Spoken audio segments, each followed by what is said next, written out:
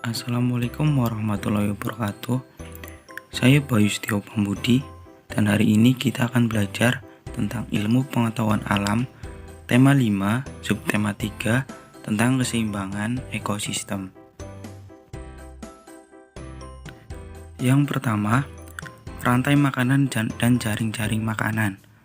Ketergantungan antara makhluk hidup dan lingkungannya menjadi bagian dari kehidupan di dalam sebuah ekosistem. Tumbuhan mendapatkan energi dari matahari. Hewan mendapatkan energi dari tumbuhan atau hewan lain yang memakan tumbuhan. Tumbuhan berhijau daun mampu membuat makanan sendiri. Makhluk hidup yang dapat membuat makanan sendiri disebut dengan produsen. Banyak jenis makhluk hidup yang tidak dapat membuat makanan sendiri. Mereka mendapatkan energi dari makanan yang mereka makan. Makhluk ini disebut juga dengan konsumen. Beberapa jenis konsumen memakan tumbuhan. Konsumen ini dinamakan herbivore. Sedangkan konsumen yang memakan hewan lain atau memakan daging sebagai sumber energinya dinamakan dengan karnivor. Ada juga konsumen yang memakan hewan dan juga memakan tumbuhan yang dinamakan omnivor. Satu makhluk hidup ke makhluk hidup lain di dalam rantai makanan. Rantai makanan adalah hubungan yang khas antara sekelompok produsen dan konsumen. Konsumen memakan produsen. Produsen melepaskan energi kepada konsumen. Konsumen itu lalu menjadi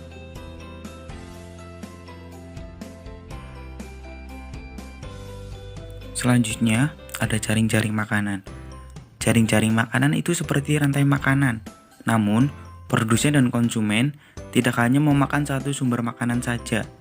Misalnya, ular. Ular tidak hanya memakan tikus, tetapi juga katak.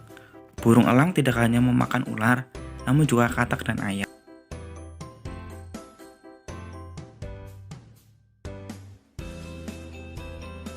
Yang selanjutnya ada perubahan jaring-jaring makanan. Perubahan keseimbangan disebabkan dua faktor, yaitu faktor alami dan kegiatan manusia. Peristiwa alam merupakan faktor alami yang mempengaruhi keseimbangan lingkungan. Misalnya, bencana alam dan proses makan-dimakan pada rantai makanan. Peristiwa makan dan dimakan ini menunjukkan bahwa perubahan dalam suatu ekosistem akan mempengaruhi ekosistem yang lain. Perubahan-perubahan ini yang bersifat alami ini dan menjadi bagian dari daur kehidupan yang ada di ekosistem dan tidak akan memberikan gangguan yang berarti karena terjadi sangat lambat. Berbeda dengan perubahan yang tiba-tiba akan memberikan dampak yang besar bagi kehidupan. Misalnya bencana alam dan kehidupan manusia. Dan perubahan yang tiba-tiba ini akan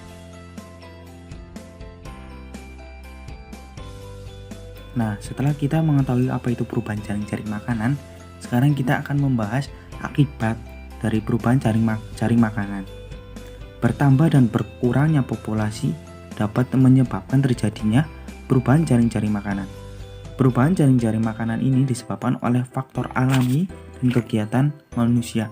Faktor alami contohnya seperti bencana alam, dan kegiatan manusia contohnya seperti terjadinya perusakan ekosistem oleh manusia untuk membangun atau untuk membangun bangunan atau dan sebagainya.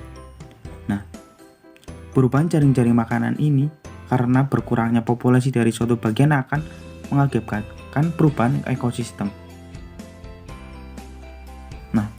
Karena terjadinya perubahan ekosistem ini, selanjutnya akan terjadi kerusakan lingkungan karena jika misalnya seperti dalam jaring-jaring makanan terdapat ular ini mati, ular ini musnah atau punah, maka terjadi populasi tikus akan meningkat sehingga padi akan berkurang karena dimakan oleh tikus.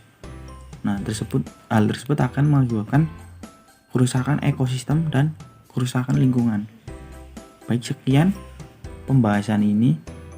Bila ada kurangnya mohon maaf. Sekian dan terima kasih. Wassalamualaikum warahmatullahi wabarakatuh.